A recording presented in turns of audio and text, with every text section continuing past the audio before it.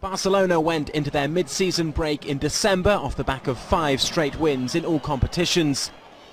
But that doesn't mean this isn't a sight everyone at the club has been longing for. Lionel Messi back in training. The Argentine maestro returned to the fold on Friday after a thigh problem kept him out of action for almost 2 months.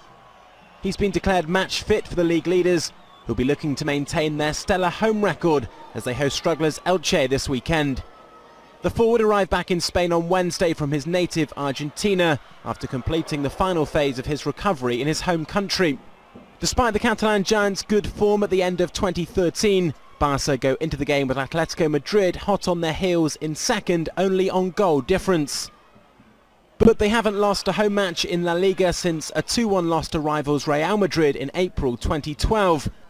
And they'll be hoping Messi's return will contribute to that record being extended on Sunday.